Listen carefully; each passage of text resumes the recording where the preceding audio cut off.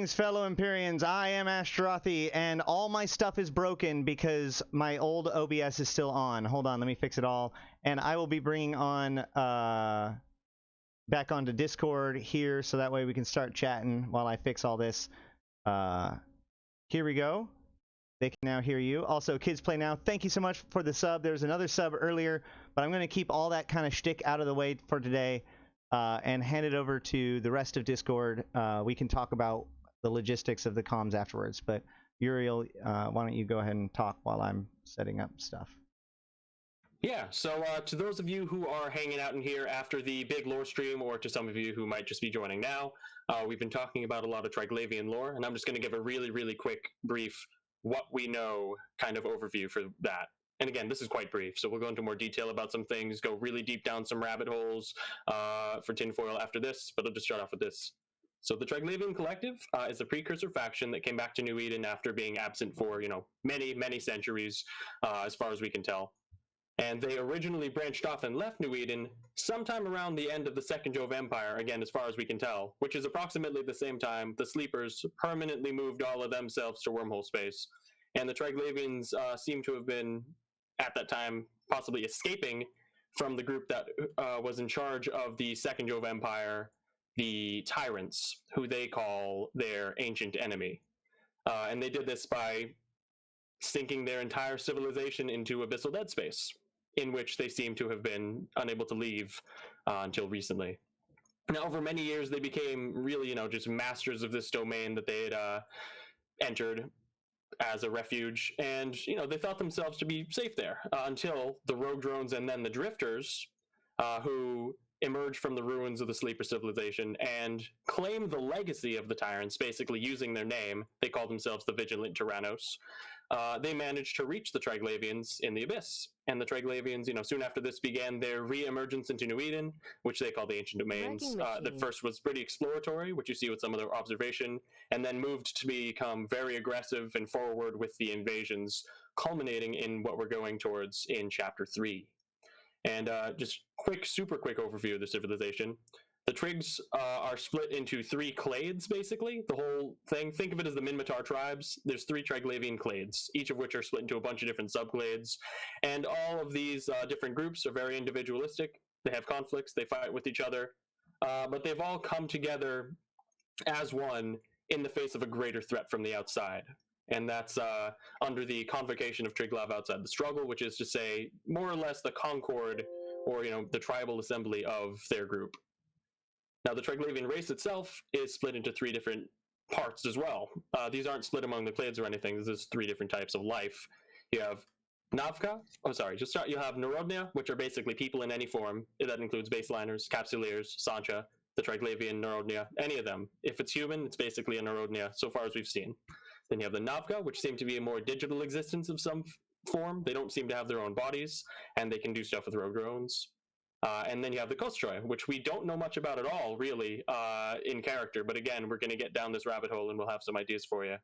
Now, these 3 live forms also come together in things that we call Troika, which are 3 people in one, which is a very nice draw-in from the real-life lore of Triglav, which is the 3-faced god. So you have 3 in 1 people, and that's what Zoria Triglav, we presume that to be, and why they speak with 3 voices.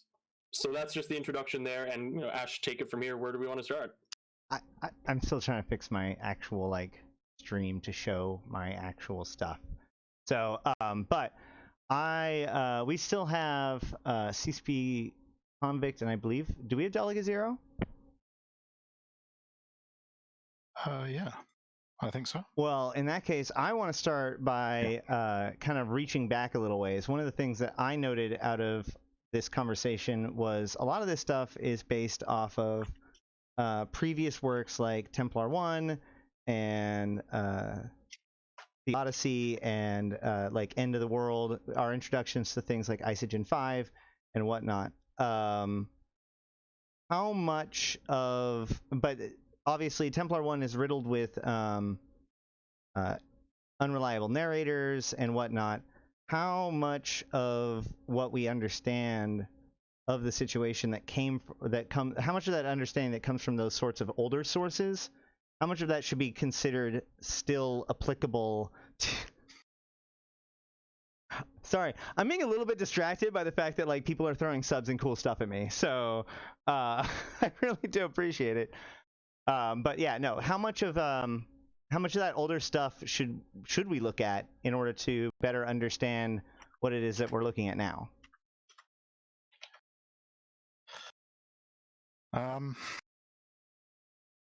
Could you restate that question? Yeah, I guess so. One of my questions, or one of the questions that gets presented to me, or one of the issues that gets presented to me, is how cohesive is the story really?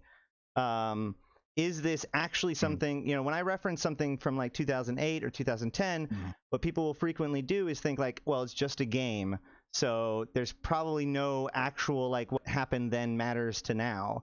And yet there seems to be at least somewhat a cohesion between the mysteries of old and what is happening now. So how much of delving into the past is valuable to understanding the events that are happening now? I think it is valuable because, I mean, it's like studying history. I mean, there's different perspectives all the time and different, you know, pieces of it, different things written by different people, different things said by different people in the same time and at different times. They're all reflective of what they perceive to be the truth, but with differences from their different perspectives. And so the timeline of like the grand overarching history of EVE Online is supposed to be broadly coherent. And it's like things that were said to happen in the past happened, and you can be more certain as to the way they happened some than with others, and maybe over time there's a change in the understanding of, okay, it happened this way rather than the other way, but it doesn't mean. One word it gets thrown around a lot. This is a retcon, and it's it's an interesting word. I mean, retroactive continuity is always a thing that's hard to maintain, and when you make deliberate, explicit changes to it, it can be hard for communities to accept and understand. We try to avoid it. I think on occasion we've bent over a bit too far backwards to avoid it. And sometimes you actually do have to explicitly say, you just say it out of character. It's like, this is a retcon. Right. Unfortunately, sometimes it needs to happen with a 20-year-old property. It just happens. And we've had surprisingly few for how old the IP is, because we've tried not to do them. But a lot of the heavy lifting there is really done by the concept of people having different perspectives, trying to give information in character. Right. The unreliable narrator idea. Yeah. Well, so one famous example, I remember talking to CCP Falcon about this at eVegas back in 2015, but it's actually in the fiction portal today still. In the FTL section, there is a whole description of how jump bridges work or how stargates work that is completely divorced from anything that we experience in game. And I believe that like the peg theory that was brought into by like by the space pope, max singularity, kind of almost replaced the older theory. But aside from that, first of all, of those two, like how canonical do you consider max singularity's like ideas about the peg and whatnot? And then in addition to that, you mentioned that there sometimes are a need for retcons. That's the only one that I'm aware of. Are there any other like serious retcons that we should be aware of as we evaluate and tear through the lore? I can't think of any major retcons offhand, except for there was a handful of chronicles that got deprecated, so they're not considered canonical anymore. Is And I Shall Hide one of them? No, funnily enough, no. Okay. So you're right. Okay, isn't it? So there were a handful of chronicles that were. So when the old old site where the chronicles were all kept, there was a handful of chronicles that were. This was actually just when I was joining CCP, just shortly after, or it was around the time I joined CCP that this happened. A handful of chronicles got deprecated and explicitly stated as being non-canonical anymore. They were mostly, in fact, I think almost all, they were the short info dump type ones. They used to be from the era when you would get a pick of the week, or peak of the week. That's it. So peak of the week. So peek into the lore of the week, and you would get a chronicle every week. But that's fine because they were really short. And if you look at a lot of the older chronicles, they're very short. They're basically info dumps.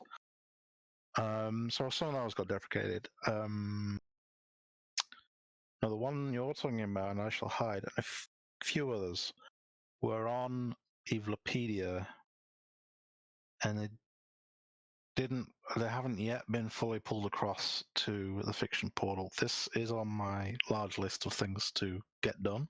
Mm-hmm. Put on the fiction portal. I'm also looking at the Dust Chronicles as well, potentially. But I'm thinking they can go on the fiction portal without any problem. So yeah, it's and I shall hide both versions of it. You'll know what I mean. Are canonical. Awesome. Can I actually jump on that for a moment as well? Nothing crazy. A question that's come to mind for me before, though, is how things unfold and inspire other things within things. In And I Shall Hide, there's one line basically that says "Ancient enemies destroy," and it's not in my head that this means anything really specific in particular to stuff. But did that line in that somehow inspire what the Triglavians call the Drifters, or the Tyrants, more properly? Maybe. Maybe not. I mean, that's the correct answer.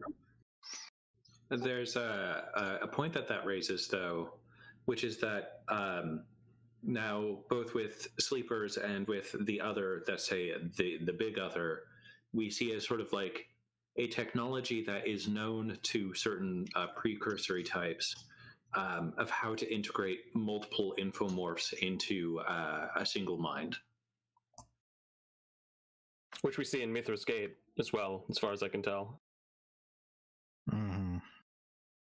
So or maybe the reverse, I don't know. Yeah, the Mithras Gate Chronicle. Yes, yeah, that discusses the triple linking connection. Yeah. That's an interesting chronicle. In the way it came about, because that chronicle came about. It's linked to a skin. It's the burner skin with the Dramiel that's on fire, and Sariel's flames. And I'm actually in that skin right now. As it turns out, it's a really nice skin. It's super good. Skin. I figured it was the correct skin to wear when mapping blue stars. It's I was asked to do a chronicle. They wanted to sort of make it kind of like a temporary exclusive for the people that bought the skin, and the people that bought the skin would get a link to it. Which I'm not sure how well that works myself, but it was something that was publishing felt to be worth trying at the time, and it was worth a try. Yeah, I mean, certainly we had. I ended up writing. It's hard for me to judge my own work, but I'm quite fond of that one. I mean, some of my chronicles I hate, but I quite liked that one. So it's quite fun. It's on the fiction portal now. Yeah, that one's got a good level of. Sound like a writer. Always complaining about their work. I think we're our own worst critics usually.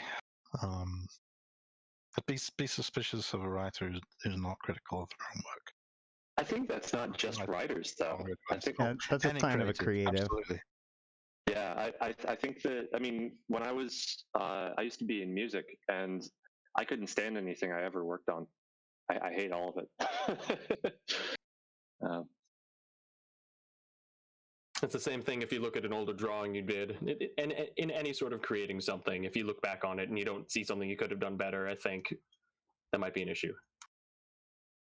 Well, I mean, ideally, you're growing as you create, you know. So the thing that you do 5 years from now, you should be able to look at the stuff you did now and be like, why did I do it that way?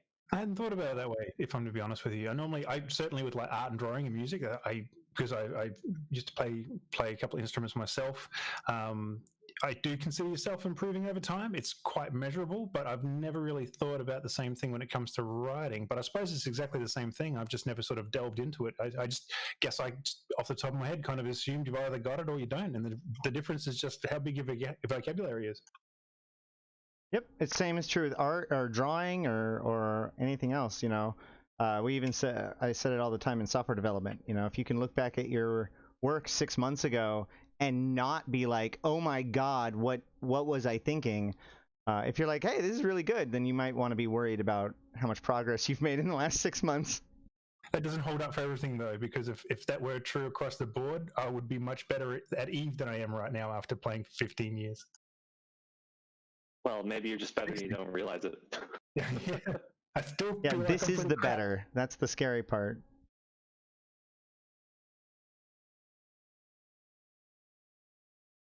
Okay, so what's up next for terrible lore topics? What do we want to pry from the head of Coyote and Delegate Zero?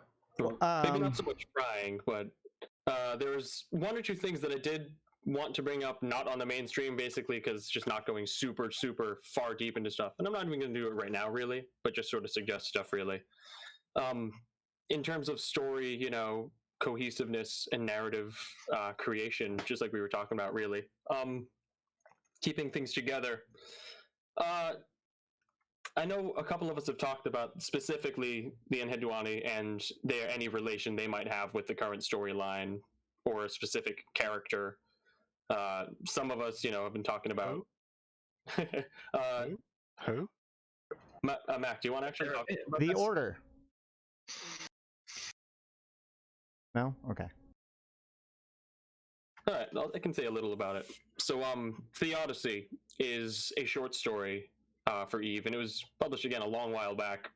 You know, it's from Tony Gonzalez, the same guy who wrote the Empyrean Age novel and Templar 1. And, you know, between those three, there's an interesting bit of narrative with a group that's never mentioned outside of those three works. Or I think they're only mentioned two of them anyhow. They're called the Enheduanni, and they are supposed to be some very weird, esoteric group that used to be Jove that are trying to mess with things across the cluster to influence peoples to go towards what they see as the proper way of life. In Theodicy, they specifically speak. You hear them speaking to one character, talking about how the Minmatar are closest to their, you know, closest to being on the path they see as the best one. And, you know, they try to change things with that. And that's all leads to Vakatioth, where the Jove of the Third Empire, you know, cut themselves off. And that's all we hear of them there, really, other than knowing that the Jove don't like the Enheduanni, at least the Third Empire didn't. In Templar 1, you have one of these same characters who talked about the Enheduanni of these Jove come back in a different form. And he says he died, and that this thing that he is now is a recreation of his personality and all that. And he basically gives a lore dump, again, though, from an in-world character's perspective, about all the Sleepers things and the struggle of the Sleepers, of the others, which are, we can get into that too, and the Enheduanni. And he seems to have switched sides pretty heavily. And basically, the link here that I talk about a lot and that other people talk about somewhat, probably mostly because I talk about it because I'm so loud about it, is if the Enheduanni have anything to do with the Triglavians, or if they are somehow a part of that, or if Grius, that Jove who comes back in Templar 1, is that weird digital recreation.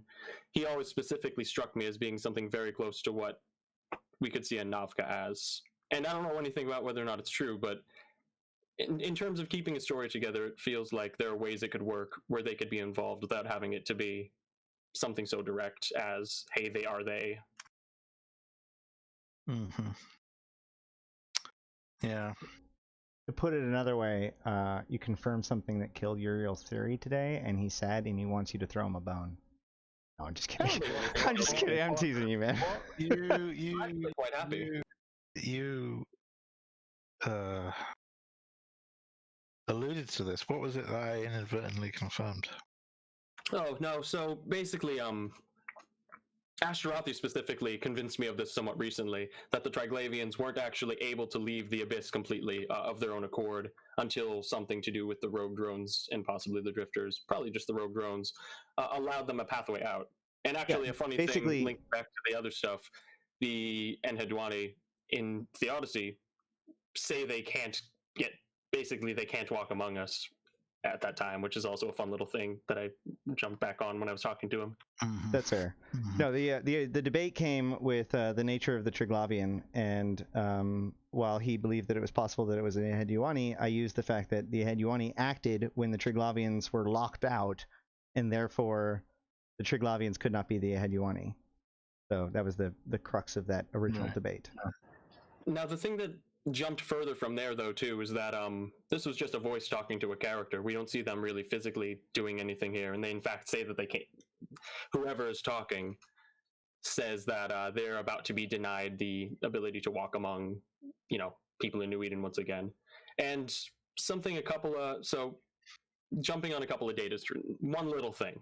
Triglavian data stream, I forget which one, it's one of the fourth ones, but the convocation to Triglav basically says to Zoria that they have to maintain contact with them.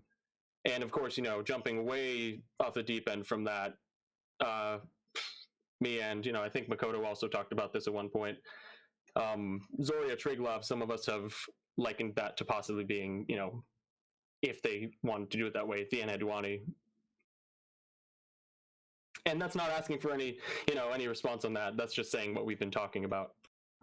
So one thing that I'm going to toss out there is that it's entirely possible that the Triglavians weren't able to transmit math, or maybe they had significant limitations on their ability to leave the Abyss for various reasons. Like, for instance, maybe conditions weren't right, and Carolyn's star altered the topology of space-time enough that, oh, hey, they could do it again, or something like that. But what about massless transmission, like transmitting data or transmitting infomorphs to receiving clone base or such? Or so it's entirely possible that. Yeah, I mean, just throwing random ideas out there. So you could conceivably have a situation where the Triglavians are simultaneously trapped in the Abyss, or sort of are that's just their reality, and that's the reality that they're continuing with because that is their struggle, and that is, their hell, as it were.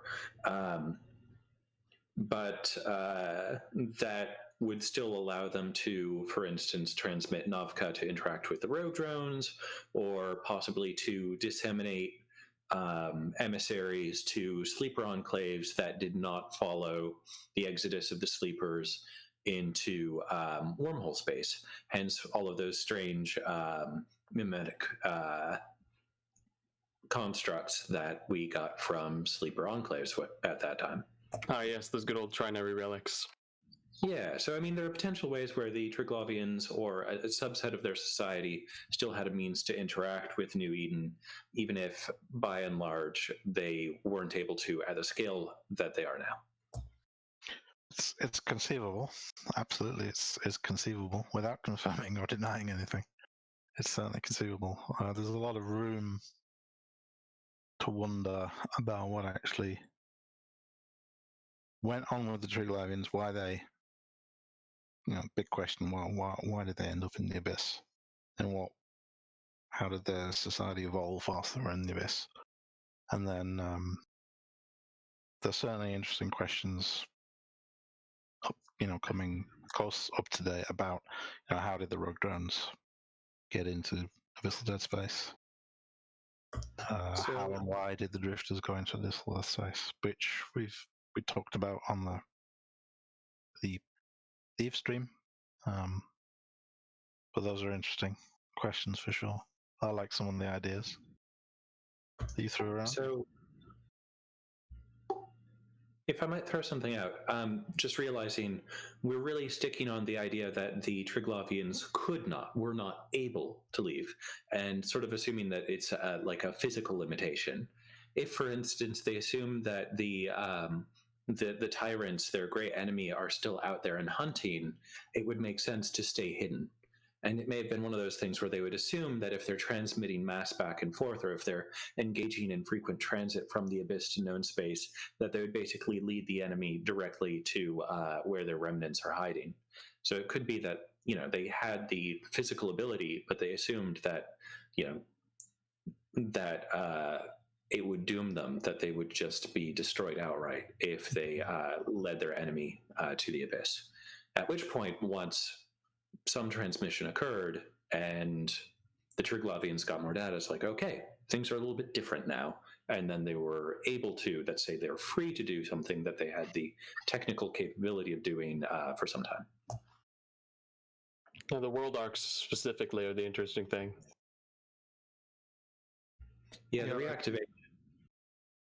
I think you can see that they have certain phases and of activity, and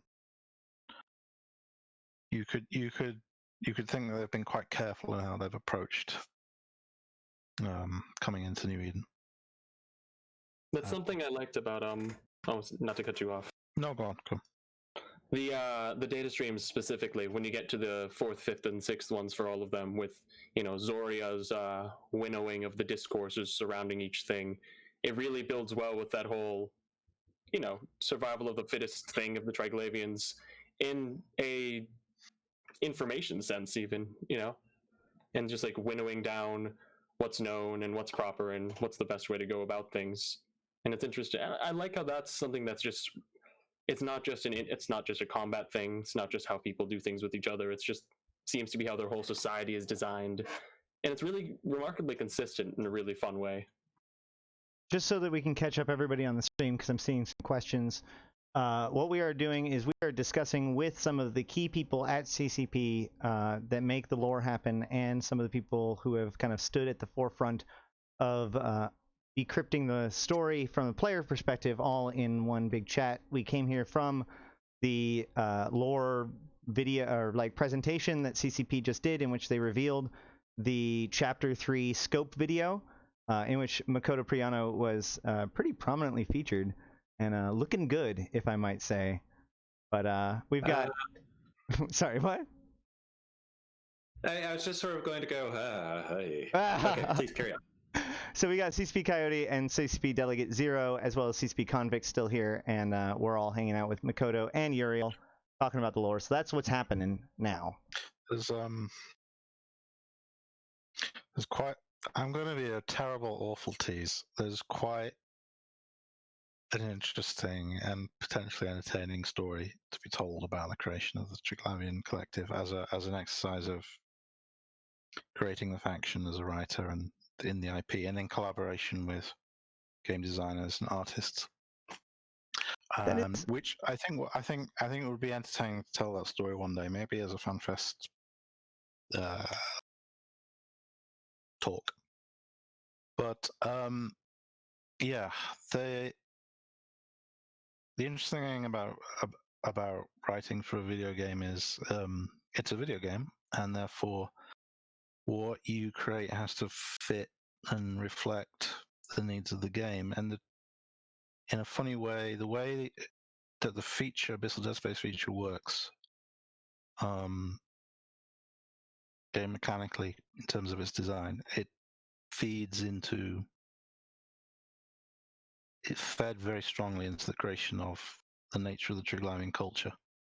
It went way beyond that. I mean, the Triglavian culture kind of elaborated it as much as I could. I mean, and there is quite a lot. It's nice to hear you say that you think it kind of hangs together consistently or convincingly, because it's quite a difficult challenge to just create from whole cloth a new faction and put it into an IP as storied old as Eve, which has many factions which have a great depth of lore. You know, the Empires, the Minotaur, have a huge depth of lore. The Galante do, Calari, Amar, and all the pirate factions.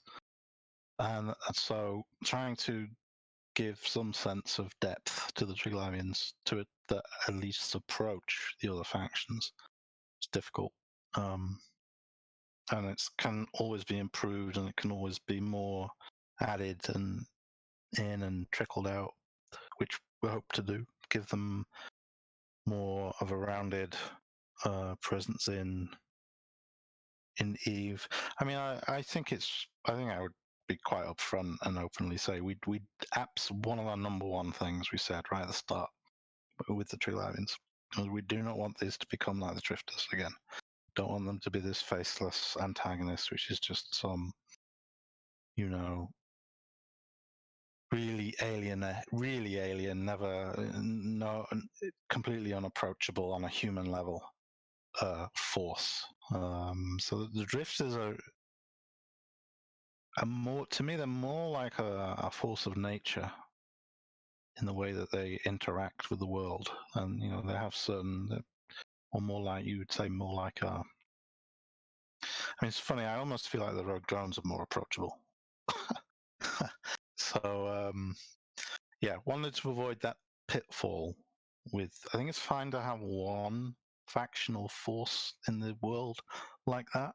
Definitely wanted the Triglavians to be more, wanted to be more fully rounded faction, and yeah, hopefully that will come with time. That can only really come with time. I mean, I don't expect them to be accepted by everyone as a well-rounded faction, you know, straight off the get-go, and that hopefully that will come with time as people find what new ways to interact with them.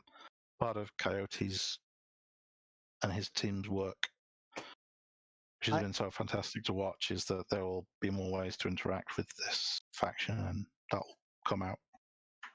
Yeah, and I think that it's been really interesting having that be one of the narrative design pillars of the Triglavians, because you know, we Sledgehammer and I were immediately, you know, wanting to have all of these pieces be dynamic, all of these pieces be things that you have different ways of interacting with, and knowing that that is a design consideration just on the lore level meant that, you know, from day one we were talking about like standings, things that, you know, the community almost immediately began asking for as well. So I have two questions when it comes to continuity in regards to this whole thing. One is, and one of them just slipped my brain, so I'm going to go to the second one. Oh yeah, one was so back in like the Sancha incursion days and the introduction of the sleepers days, which is where a lot of the stuff that is now being like dragged back into the limelight originally kind of stemmed out of. It was, you know, CCP Drop Bear was a big name back then, and he, you know, was very common in dancing around public spaces and flaunting the fact that there's some answer to the secret, to the mystery. You know, there's some puzzle at the end of the box.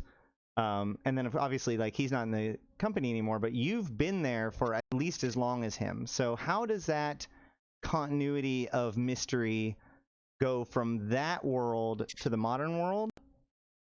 And then my second question is, without going too much into the story of the Triglavians, at what point kind of in our chronology did the Triglavians start to be designed and be part of it? Was it after the Drifter attacks? Like, when did you as a company start to conceptualize that you needed this new race? Those are my two questions about it. I know they're... So the last one, second one rather. About a year before the feature, Abyssal Dead Space feature released. So around the time with the Quartermaster and the Trinary Relics, we've identified that as kind of one of the earliest signs, and that seems to be accurate. Yeah, there's something like a year, maybe a little over a year before Pistol Dead Space actually released, because we wanted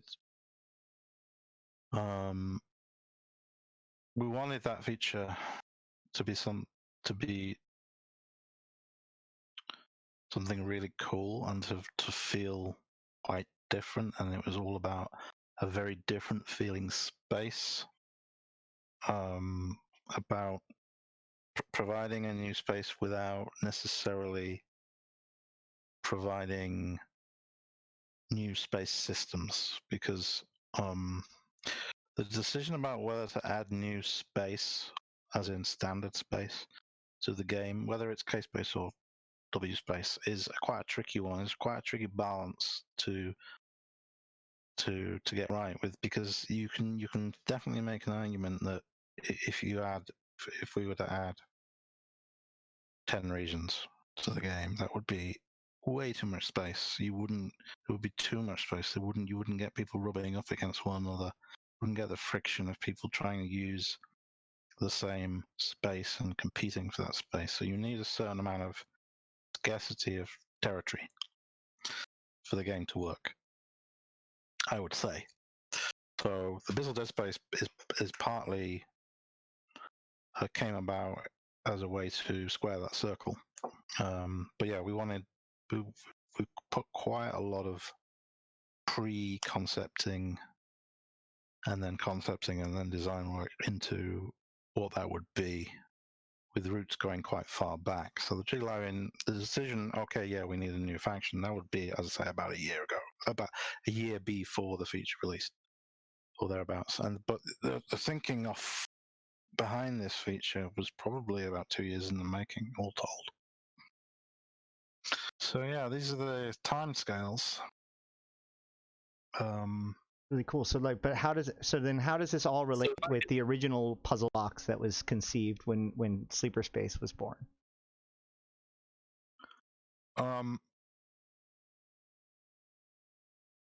If I could jump in also. Some of it still, some of the underlying, like, so there's sort of story bibles or that are not out there. You guys have never seen what's in it, and some of that stuff probably still applies. Some of it doesn't. I mean, I think the sleeper, the truth of the sleepers probably, yeah, we juked and jived it a little bit. Not retcon, we just changed our own internal understanding a little bit with the drifters, I would say, and then I don't think it's changed since the drifters as regards the Triglavians. I wouldn't say it's needed to, but there's still that connection through the drifters, and of course all the way back to the Jove. I'd also like to hop in a bit about the sleepers a little here. Speaking of CCP Drop Bear, there's a great article I found that he apparently wrote August of last year about virtualization and sustainability, and it's about, far future human races, and he talks about what he put into the making of the sleepers as a faction in Eve in that. And the way he puts it is really interesting about like how, they're sleeping, there's no real need for them to do anything at that time, and things change from there, obviously, in the story thing. I'll link that article somewhere. But also, you had Nick Blood show up on the Backstage forums a couple of years back, I think it was, too. And yeah, it's exactly like, things changed a little since his time at CCP, where he didn't quite know what the drifters were, but he thought they sounded interesting. So that's neat. Yeah. So story changes and evolves. Yeah, I mean, I think particularly with any game that has some level of persistency, an online game that has whatever an MMO is these days, that's like, I don't know what that term means anymore. I don't think anyone in the industry does. But any any online multiplayer persistent game that hangs around for years and years will face those challenges, and sometimes features don't make the cut. I mean, features can get quite far along, and then, just speaking broadly in the industry, can get quite far along, and then they just don't make it into whatever the game is, and that's somewhat the nature of the beast. So story has to change to fit that, and sometimes these changes can feel uncomfortable to people that know the lore of that world, and that's typically because there hasn't been enough time to put the thinking in to make the changes, and sometimes I think sometimes they feel a bit more natural, at least a bit more in keeping. And I think to the degree that we pulled off the Triglavians well, that's because we had a good amount of time to properly weave them into the world of Eve. And plus, it seems like that's slowly been woven further and further into with some of the little tidbits of info that come out. And I think that's some of the neat thing about all the information on them coming from in-character sources, where there isn't even any, main article somewhere on them, which for now I think honestly helps, because you can kind of build it up a bit more, and if something sounds really good, you can kind of weave it in by dropping this little tidbit of information in, say, one of these data streams, or a ship description, that sort of thing. And by the time everything comes to a head, to the point that you put out some large format thing about them, things are really well put together. I mean, I will say I made a rod for my own back with the Triglavian lore, particularly the data streams, because those are a pain in the ass to write. They're very hard to write. They've provided a lot of entertainment. So I've kind of been trying to find ways to make them easier to write, and you probably noticed with the ones that involve like semiosis. Oh yes, with the brackets. Yeah, the brackets is quite a lot more natural English, natural language. In those, that was a partial attempt, and I think, admittedly, partly for my own sanity, but I also think maybe it'll be an interesting shift. Is that as they become more familiar to the rest of New Eden and more familiarized with the rest of New Eden, then the information that is available on them in the world, even from their own sources, becomes easier to understand. Yeah, where like they sort of move to be more understandable. Exactly. It kind of felt that way from the beginning there too. Like they're very their own in the way they talk early on, and then things change a little as they become more familiar with what's going on. And now they call, like say originally they were talking about augmented for Narodnia, and now they call Capsuleers Hibernauts, and So in a way, it's almost as if the mimetic infection is not just going one way. Well, I mean, the Triglavians, philosophically, they're not. It's a mistake to see them as like cultural supremacists, or simply being aggressive in terms of imposing their own, expanding into space, into somewhere, and imposing their own culture. They're interested in using what works, and if it can be proved to work, they'll make use of it. And if they're not, you could see that they may be interested in more than simply territory. They might be interested in more than simply raw material resources. So essentially, in a way, Capsuleer successes say winnow the discourse such that they are, then going, okay, these are sufficiently strong people. Maybe simple violence isn't an adequate solution. It's not the means to survival. To survive, we do need to cooperate, for instance.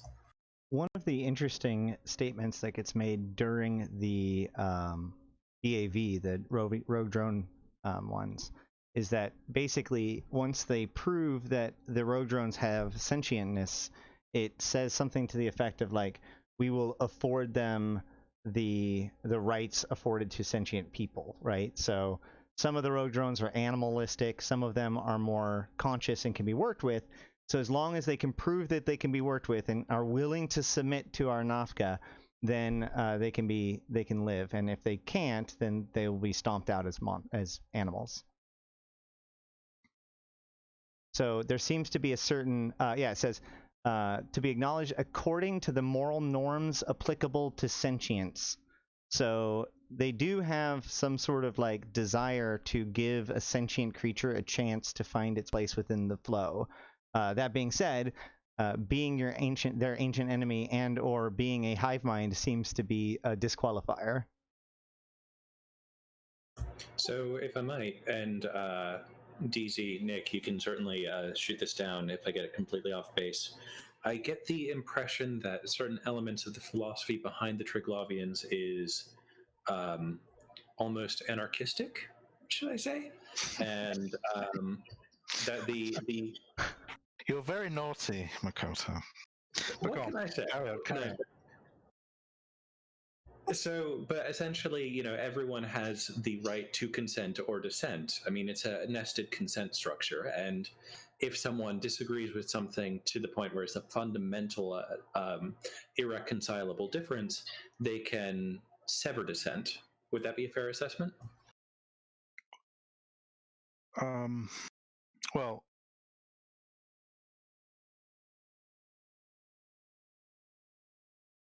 yes, broadly. I mean, certainly the proving, you know, you can prove to the Triglavian way of thinking. There's many ways of proving things, and I mean, their method of debate, you know, they can indulge in, presumably. I would say they indulge in philosophical and practical debates, and then there'll come a point where, okay, how do we prove this, and then they testing things against one another. So there's all that in the mix. This sort of, I mean, the way you put it, it almost sounds like direct democracy, which I'm not sure I'd characterize it as direct democracy, but it's that kind of earned authority is respected. There's no, I'm the king. There's no hereditary authority. There's an earned authority, and yeah, okay, it can have a continuity. So ancient knowledge is a source that can be drawn on, and it can be respected, but it kind of has to be proven anew in the new circumstances, typically. Their way of thinking. For instance, consent locks decaying. Yeah, sure. Yeah, I mean, whatever their terminology is, it seems like the fact that they have a So come on. The one thing that we do seem to see out of that argument is that a disagreement is a dangerous thing to the Triglavians. They say that this is mortifying to the flow and they must correct it. So regardless of what terminology they use, that level of disagreement, like for instance what to do about the rogue drones, ends up being like a big problem, or at least a non-insignificant problem.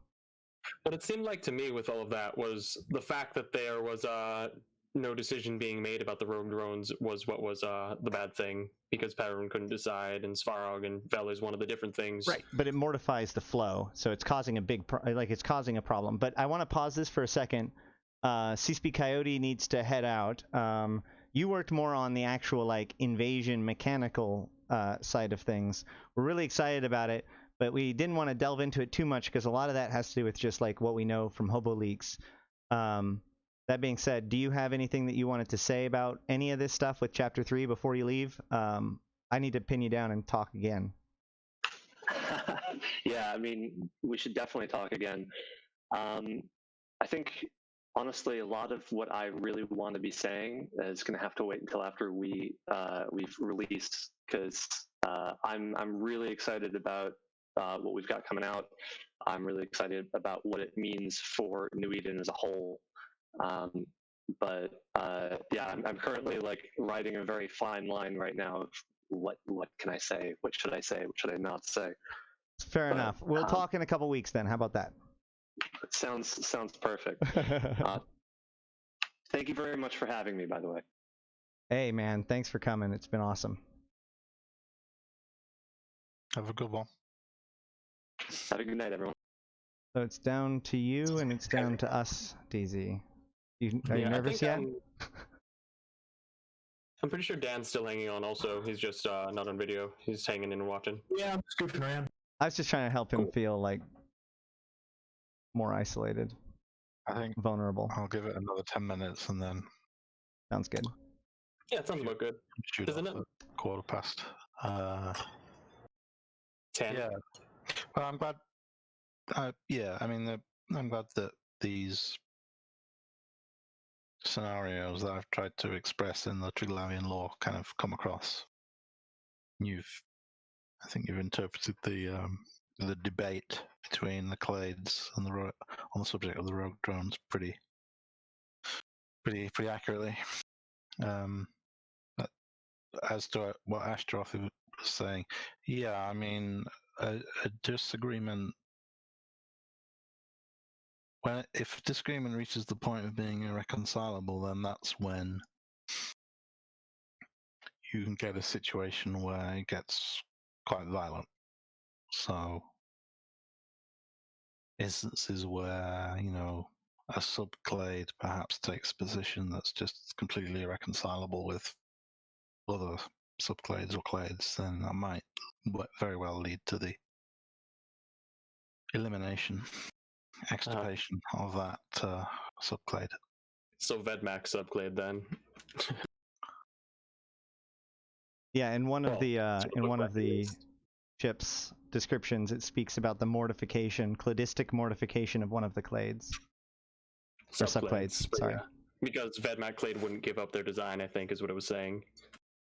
But yeah, the big arguments obviously have big implications and big problems they cause. Like what they had, the rogue drones debate leading to all three clades throwing the issue to Zoria and saying, yeah, take care of this.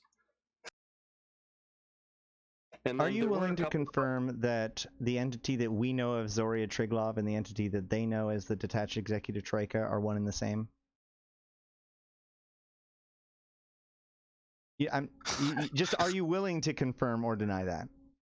Yeah, because it's felt pretty apparent, but Ash argues it. What's your view? Oh no, I'm come around to agreeing with it, but like that's why I'm saying like the lore community seems consent locked on this, so we might as well just say like, is this something that we're willing to go forward with just as an understanding of, or is this just something that we still just agree on? Is there a disagreement? I'm not sure. I can't think of it. Well, so I was originally skeptical, but I've over time fallen in line. Yeah, like the detached executive troika for the sublimation of Poshlosh flow, seeming to refer to Zoria, and then that special operational troika, blah blah blah blah blah, being Kresnik's Farog, who sorry to Kresnik for the stuff we did in Semiki still.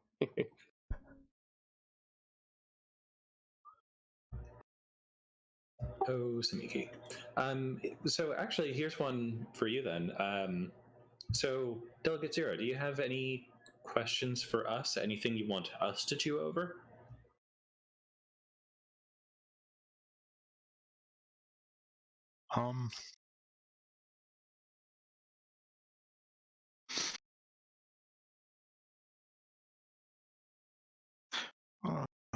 It's interesting because you've chewed over so much. I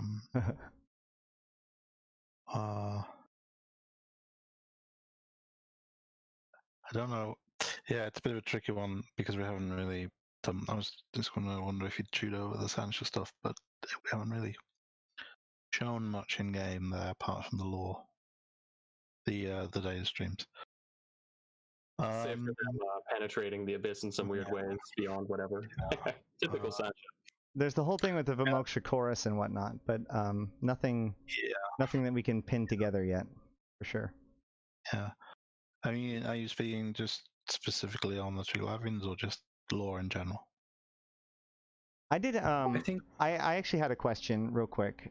If we could go into, we seem to be having a lot of new characters being introduced over the last couple of years. Powerful new, mostly female characters. We have Celis Agar, Zoria Triglav, Katish Tashmerkon. These very prominent characters who seem to be kind of taking over the limelight from the previous cast of characters. as we see a consolidation of the Kaldari state again into different lines, and the Minotaurs, of course, being the weird Minotaurness that they are. Are we seeing like a concerted effort to kind of like build a stable foundation for future storytelling? Are we creating more clear characters to work with? Am I reading too much into this? And are we going to get a fiction portal article on Celis Agard? I will endeavour to make a fiction portal article on Celis Agard Thank you. happen. I will try my best on that.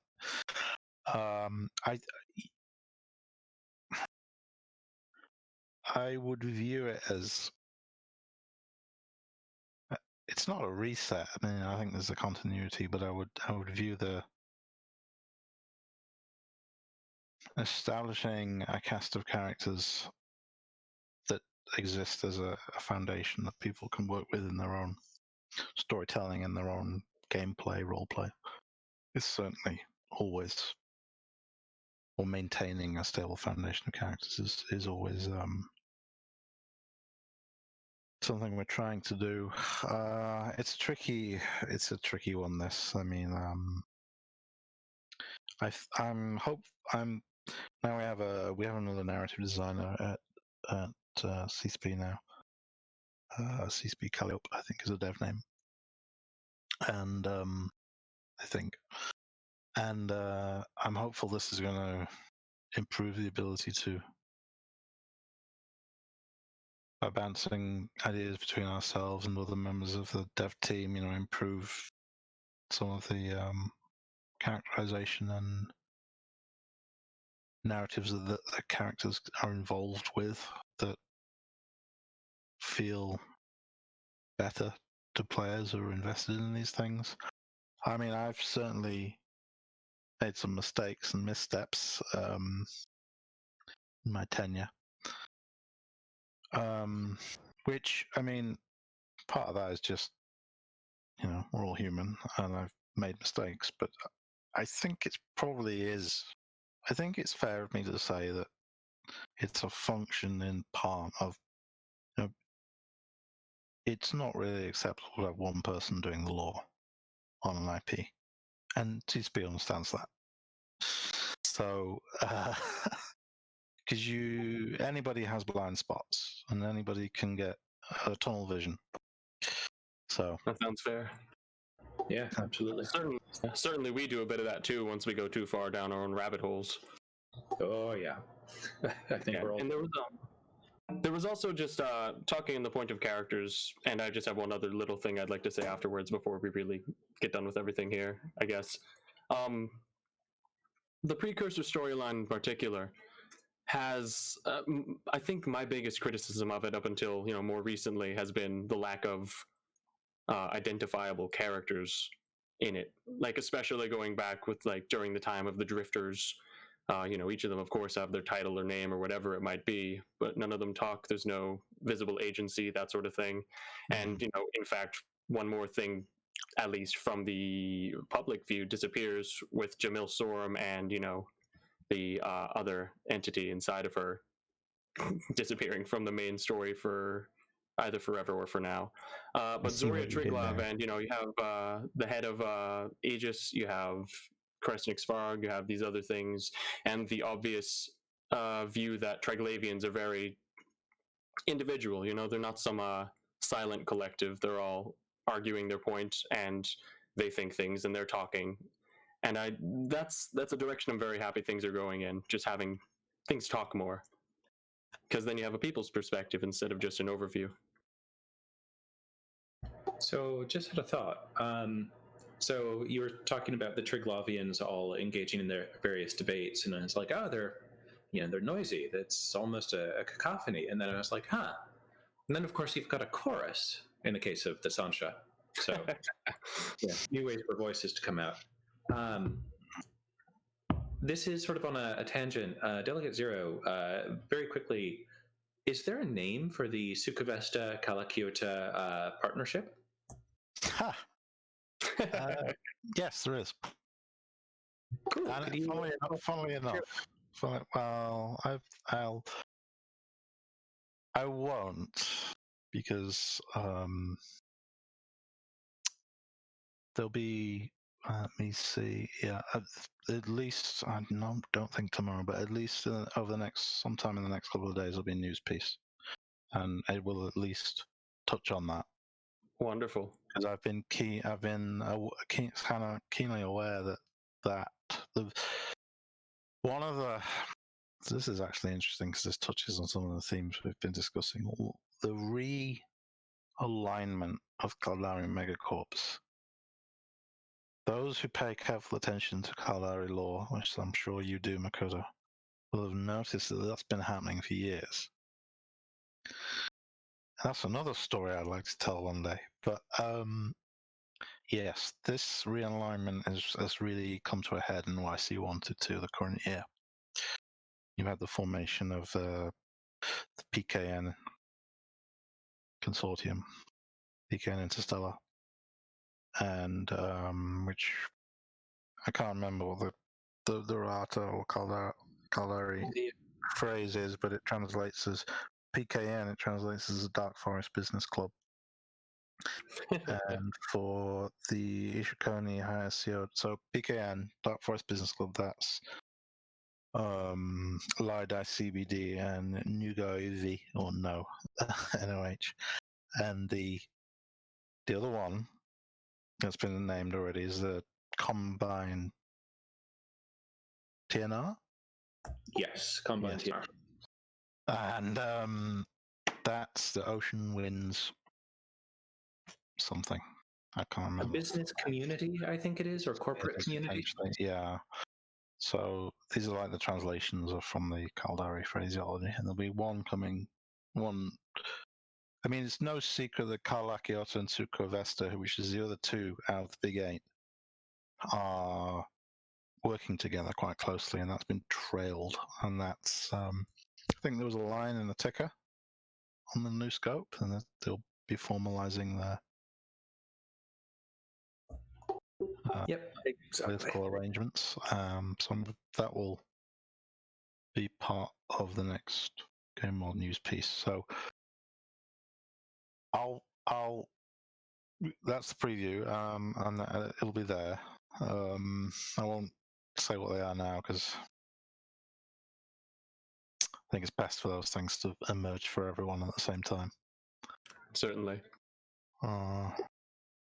I do have asked the question. one question from chat, which is that do you want to talk about anything about how the drifters may relate to Sancha? If they've encountered each other, they've both been in wormholes. Do you want to speak to that idea at all? Look at those odds. I mean, I don't have anything concrete to reveal or say, but it would be, just as someone looking at it, it would be surprised with the way that everything is set up. I think it would be surprising if they haven't encountered one another. Certainly, I think they would have encountered one another in wormhole space. I think there's many of us of that. Yeah, the silent battleground. Silent battlegrounds.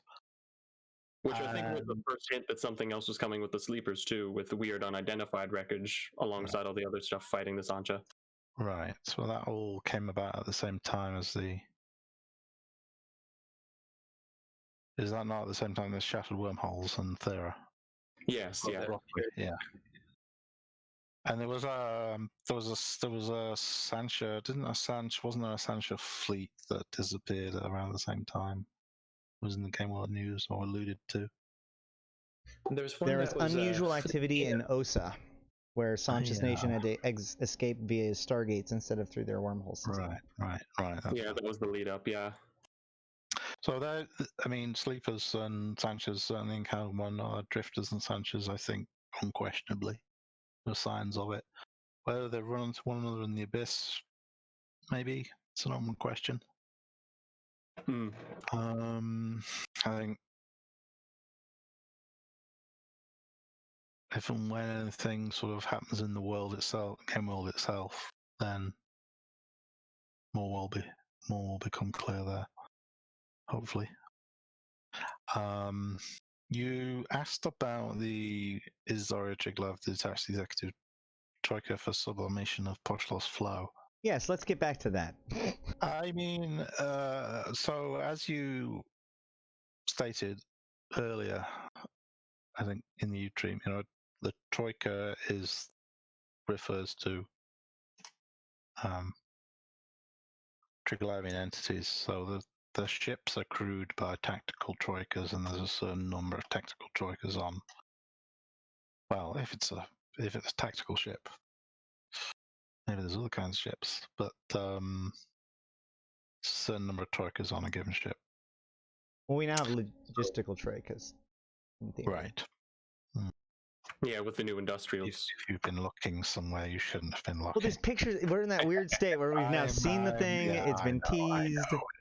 Don't worry. Hobo Leaks is the least of my worries. Don't worry about it. Yeah. So I mean, I think you correctly sort of picked it up. I mean, I'm not sure it would serve any purpose for me to say, oh no, sorry, it's not the detached executive. I mean, I think you figured it out. Cool. That actually brings up another question about like nailing down the lore. In the files, there is the wide area automata command pylon. Yes. And it seems as if DAV seems to hint towards that pylon, and the results of which being talked about in DAV 4. So the question is, when it comes to things like that, another good example is the fact that rogue drones. There are several swarms of rogue drones. If you do a show info on the rogue drones, that are not something that has ever been an entity in the game. And then even more tinfoily, when the PKN was first being put into the files, it was registered as being part of the drifters until we pointed it out, and it was quickly corrected. How should we read into these not quite canonical, but maybe canonical pieces? Well, maybe specifically that pylon, though. That at least seems. I mean, the PKN is that's just a defect. So not canonical at all. Nothing to read into. Sometimes things slip through with how things are authored. I just wanted to give a good spectrum. So you get the if you get the faction ID off by 1, then that mistake happens. Something like that happened back with the skins that dropped from instead of the trinary vaults from the drifters way back too. Probably so. Yes, that might be the loot table mix-up again. That's can happen. The wide area automata command pylon, something like that. I think that was it. Yeah. Yeah. That. Right. Yes. So that was going to be a pylon that would appear in the Abyss Let's Space. But it just So to be clear, it's the wide area automata command pylon, and it reads: Convocation of the Troika, the Vodya subclade, the Velis clade, divine purpose for the deviant automata and the flow of Viraj. The Koshoi of the Vodya has made a casting that the winnowing of the clades would be served by turning Poshlos to Sabornost. The Nafka of the Vodya gave this Noem a profound reverse time sense and grounded the Metaxi. The Narania Vodya accepted the volition and merged consented with the Koshoi and Nafka of Troika Vodya.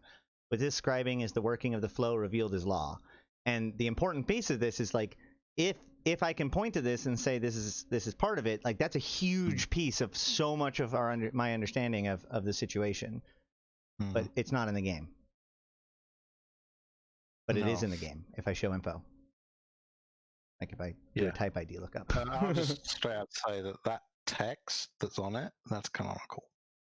Excellent.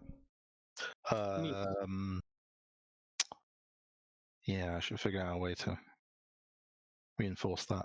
The problem with that is it was written for a pylon that was deemed the balance of it had seems pretty unfair against drones. It had an effect on the balance of Abyssal Dead Space, as you say, drone users.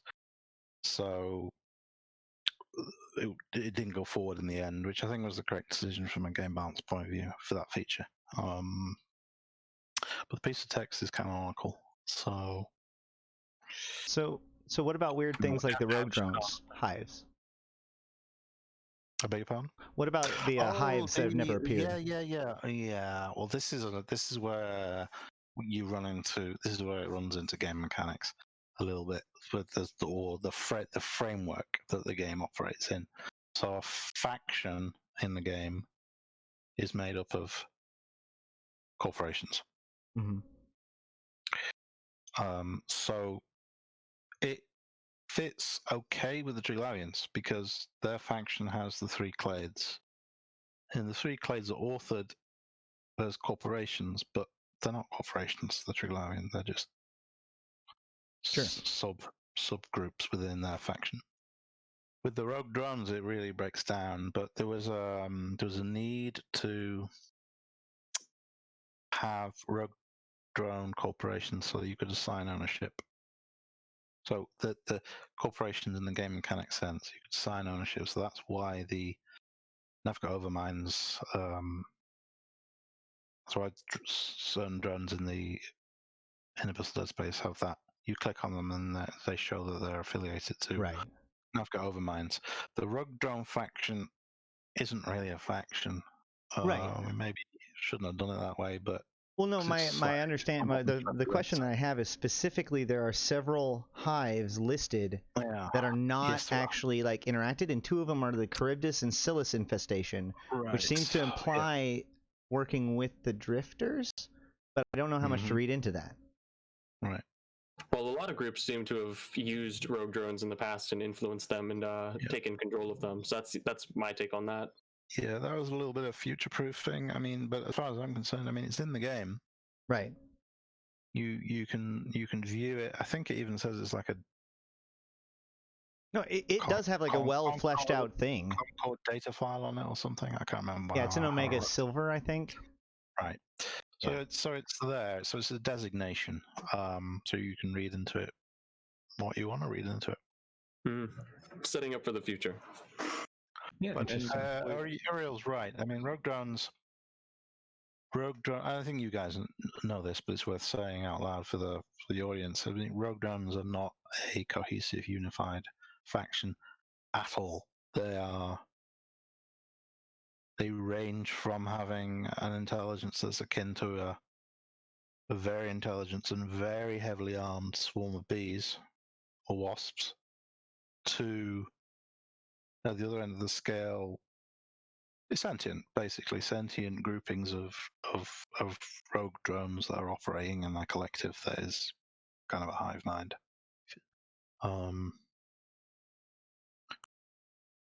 So they rogue drones fight one another.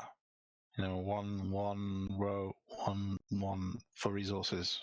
So there's all sorts of, and there's rogue drones that do strange things. There's like lone wolf rogue drones, all sorts of things like that. Rogue drones like the one that kidnapped Sister Taya Akira in Sidewave Omega. Maybe. So no, there's a lot of fun to be had with them because they never are necessarily belong to any one group. You can play with that a lot. Yeah, the hive mind thing is interesting. You said earlier that the Triglavians don't like hive minds, but maybe that's so. Well, they state that when they first encounter the Sancha, they have an ancient noema to extirpate hive minds. So I don't think they say that. I'll look into that. But as I look into that real quick, I also want to pitch because I've had a very diligent person, several people in chat. So I'd be remiss without mentioning just this word and letting you run out the door if you want to. But Talocan. People keep asking me more about Talocan. I did see, actually, from the very beginning of the stream, people were asking for Talocan lore. Yeah.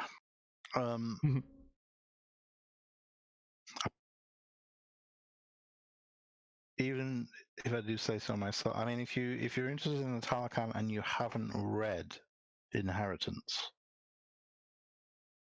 Chronicle Inheritance, I'd like to think that's worth reading. I say that as the author. I think it is worth reading. Gives you, it touches on it in there. There's of course quite a lot of material, the law, the environmental storytelling in Wormhole Space. There are compilations of that. My view of the Talocan, just from a sort of narrative design point of view, is they're kind of to the Jove what the Jove were to the rest of New Eden, crudely. The role of the Jove when Eve first came out was to provide this mysterious faction and hint at mysteries to be solved and discoveries to be made. But as more and more light has been shed on the Jove, and maybe there'll be even more to come, the game still needs that background mysteries that are hard to approach. So I would see the Talocan as in that vein. Yeah. I know that Uriel and all you guys have thought about the Talocan at length, and that's just Uriel. I think had an exciting moment with some old Talocan models that had spheres in them, and way back, yeah. But I think that was actually, I think I brought that up at the fan fest where you guys first revealed the Triglavians, and you had a nice, funny little response to that. I know who the Talocan are. I've established that to my satisfaction. So, which sounds like a terrible, terrible tease again. But what it means is, if we know who they are, it means that we can work from a stable, even if it's hidden, a stable position to reveal little bits of the iceberg, even if most of it stays hidden. That's the fun part of it. That's what makes us know there's more to come. That's one of the key things about the Triglavians. Their entire history has been kind of worked out overall, which has, I think, allowed there to be this sense of depth, even though there's only parts of it showing. Yeah, I definitely get that sense from the very beginning with it all. That leads a little into the last point, one of the last little things I wanted to say before you have to head out. The different forms of life specifically. Now, I said about the Navka, Grius in Templar 1, really, that's my view of what a Navka is at this time. And then you have the Kostchoi, though, which is the other one, where if the... all right, so one little comparison I like to have in my head now, I'm sure you've at least heard of Flatland way back with the irregulars, the regulars, and the circles. If the Navka are the irregulars, then the Kostchoi would be to the regulars. What the circles are to the so I was mixing up what I said, but you know what I mean. The Kostchoi being one step above somehow, and I'm interested to see basically where you talk about linking foundational things and already having something from which to draw the rest of stuff. When you go back to something like the Tulrog thing that you talk about with the old Minmatar, well, not even quite old Minmatar lore with the Elders, and then the Sephrim with the Amar, masked white-robed things that can move across space and haven't been seen in wormhole space mentioned so specifically. Stuff like that is what makes me think like, hey, maybe this is a direction we can see this going. And I didn't want to mention that stuff again in the mainstream either, because it ends up going off the deep end so quickly. But the Kostchoi being some technologically through some method created thing in the same vein as the Total Raug or what you would see the Sephrim as. It's currently what I see him as, and I'm interested to see where that one goes, because the forms of life in the Triglavian race that make up the any given troika, I'm interested to see how that evolves. Especially, I have that framework in my head, but I'm very interested to see whether I'm super wrong or if I'm in the right direction. Yeah. And again, not asking a question here. I just wanted to throw that at you. I mean, yeah. I mean, there's from the material there's a difference, and maybe a very radical difference between the three: the Narodnia, the Navka, and the Koskoi. What that is, and it's one of the things that I think I believe we should uncover and unfold as the game goes on, and maybe more of that will come out during the chapter 3.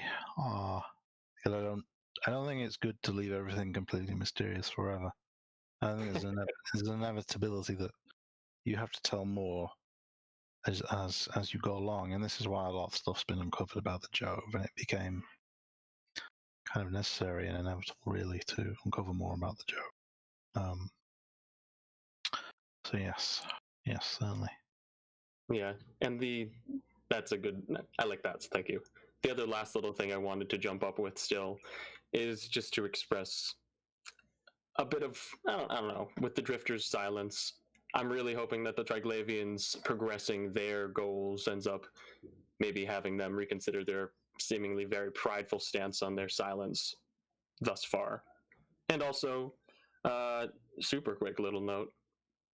I find it interesting that in Inheritance, Veniel talks about one of his previous titles being Polemarchos, which, not to say there's a direct connection or anything, but ancient Greek military hierarchy, whatever.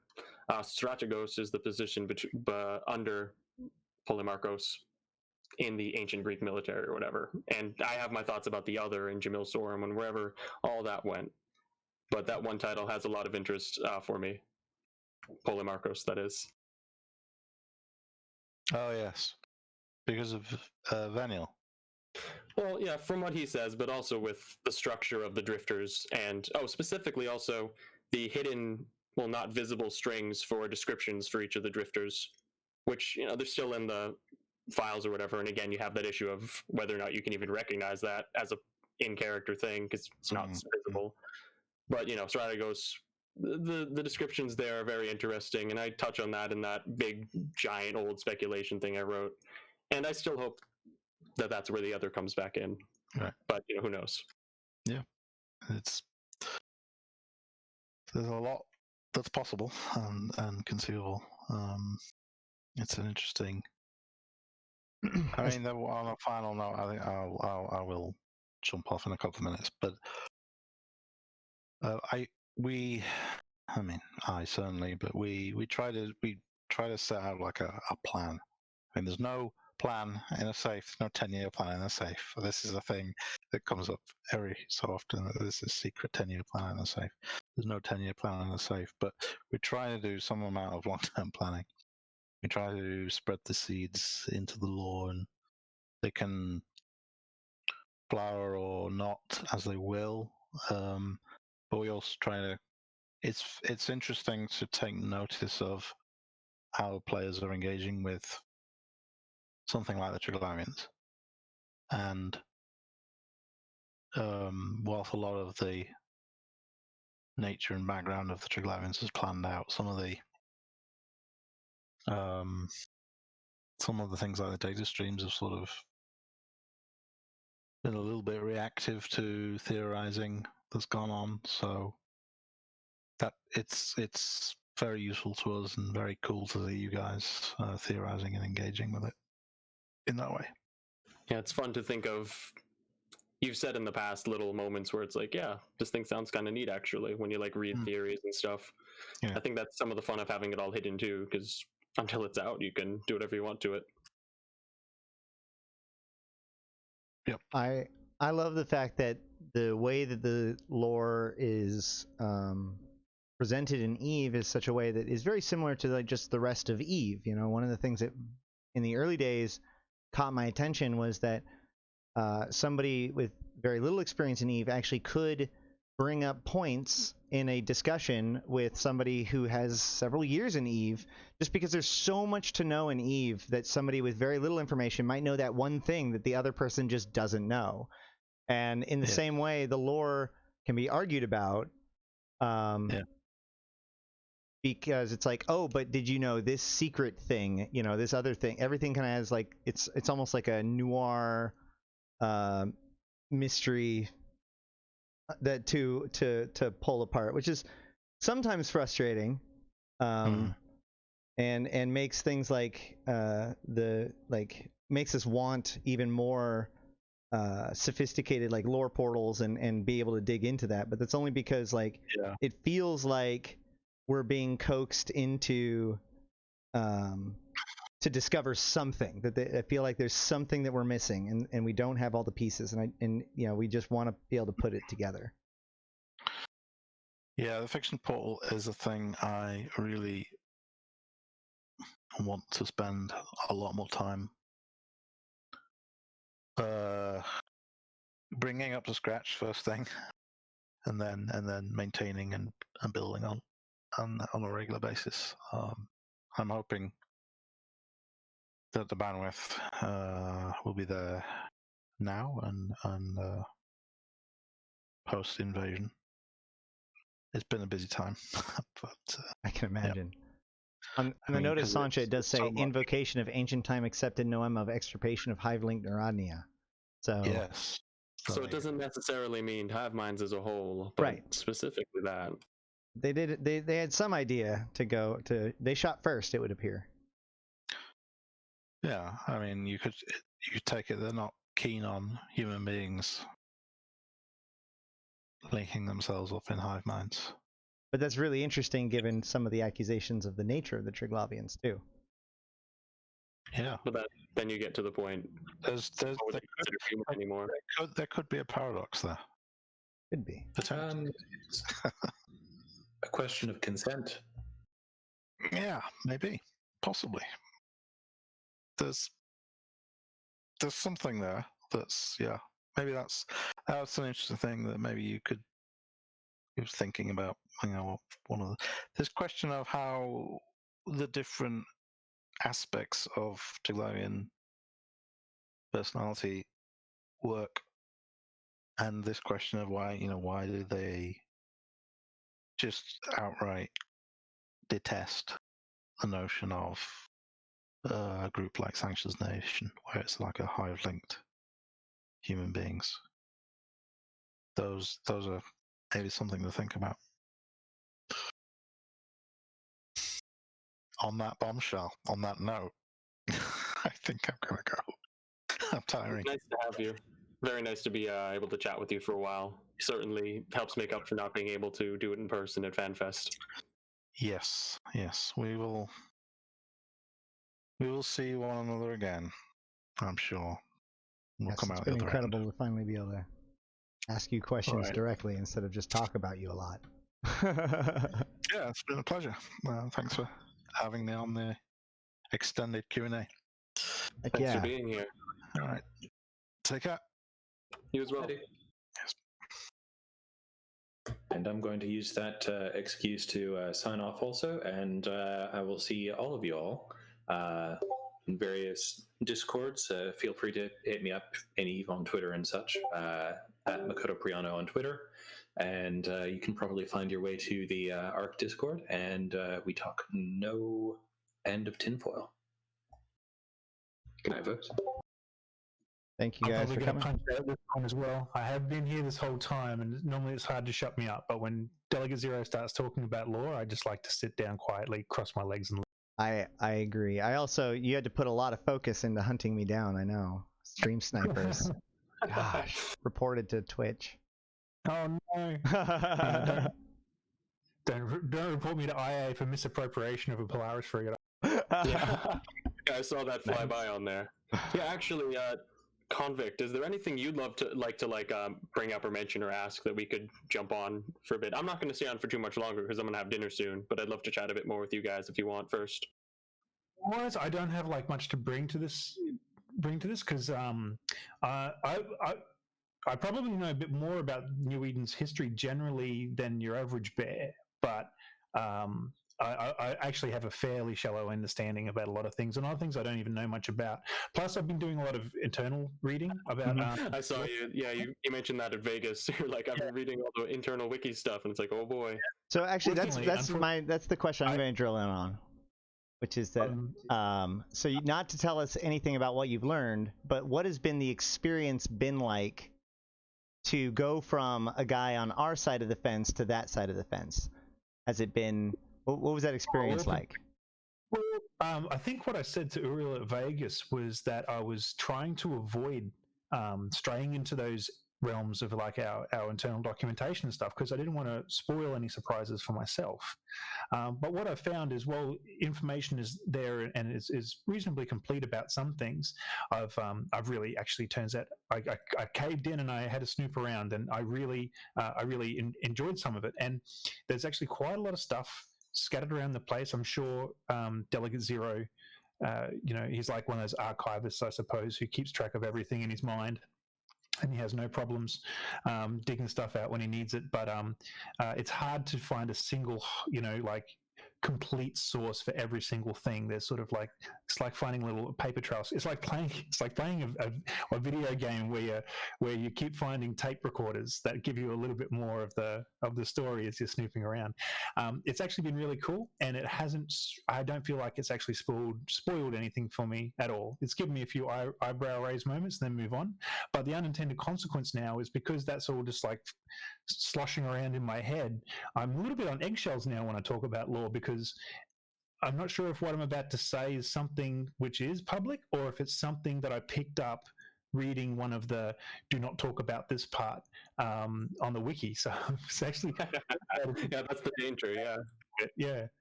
When you go from player to developer, I thought about that a fair bit too with the stuff I was trying to do for a while. If you remember, we talked about. Yeah. Who knows what the future will bring? That's kind of how it's been. It's been pretty cool. It's been pretty cool, and it hasn't sort of like, well, that's that. There's no point in paying attention anymore because obviously this Triglavian stuff in particular is very fresh and it's emergent, and I'm finding out new stuff every day, just like you guys. Maybe just only a couple of days in advance. So I'm right there with you for this. Hopefully, you're learning stuff from us every once in a while. Yeah, that's the thing I miss about the old lore panels and everything, where we would just dive in on everything like that. I feel like we should have a few of those again once Invasion comes to its grand conclusion. I think that we might actually need to pull one together very soon. Down. Just to get things ready to go. Whatever you want. Yeah, I think that one of the reasons why I avoided it is because there's been so much disagreement about like the interpretation of stuff. I don't know. It's been, but I think that to a point now where a lot of things seem very solid, which is a good point to maybe begin doing that sort of thing. There was something in particular you brought up. The Kybernauts, or is it Neuronia? So Kybernauts are what the Trig seem to call capsuleers on the whole, where before they would call us augmented foreign Neuronia. So specifically this type of human. Right. So they refer to foreign Neuronia being people from outside of them. Augmented foreign Neuronia would be Neuronia that were using augmentations. In this case, the version of it was us, and now they've decided to entitle this group of people that they are interacting with as Kybernauts. So that's their formal given, term for us. What we are, information being transmitted. Been sort of like. Does that mean maybe we've proved ourselves and we've been elevated in their esteem in some way that they've kind of given us a proper like demonym as opposed to you're just meat with some bits of metal shoved in it now? Well, it certainly feels that way. It's interesting to me, along with the introduction of using Subornos with a capital S, especially since they say those two things together. They say the Subornos and the Kybernauts. Blah, blah, blah, blah, blah. And so it seems like they're referring to groups, like that's a proper noun, it's a capital letter. So that seems to imply to me that they have a new term for the rogue drones and the capsuleers that work with them. This is what I'm talking about. Something big is coming, so I'm excited. I'm not going to jump into Hobo League spoilers on a stream with people listening, but this is going to be fun. Based on what I do know about, not necessarily just the lore, but how the gameplay is going to unfold. going forward. I'm really excited. And something I don't think we explicitly said in the stream that we did earlier over in the CCP channel, which I should have mentioned, that is when Invasion Chapter 3 comes out, it's not going to be everything at once. Yeah, just like Invasion Chapter 1. I doubt it'll be a week by week like that one was, though. I'd imagine it would take a few days. Because it'll be staged. I mean, this is the Eclipse Quadrant. And we're basically, I think, about 6 weeks into it now. So the first bit of actual hardcore Triv content dropping has taken a little while, but it's obviously very substantive. But yeah, as the quadrant progresses, more and more and more things will be dropped and open and made available to the players. And obviously, you're going to see a progression in the content that comes out. And I think it's pretty clear by now, capsuleers are going to probably have a lot of influence. Oh yes, direction. So you'll really be able to write your name into the lore of New Eden with this, based on our names into the stars. Would you say? Yeah, I stopped myself because the only star I've seen anything written on so far has been in Triglavian during the Eclipse trailer. But it's groups like yours and the communities like yours that you're all involved in are probably going to be the vanguard of making those choices, because you just ferociously engage with this activity in ways that your nullsec blocks and coalitions, they've got their own stuff to worry about. Yeah. No, it's an interesting place to be in, where through what we do, we can really help a lot of other people get into this stuff and really say, okay, this sounds neat, and this is what I want to play with right now. It's just really neat to be able to kind of be that route through which people can get more interested in this stuff. And it's honestly just a lot of fun to explore. So when people get something out of that, all the better. Yeah, and Fonzui just made a really good call in chat, man. Like, we had CCP Coyote on the stream earlier tonight, but CCP Sledgehammer is in Twitch chat right now.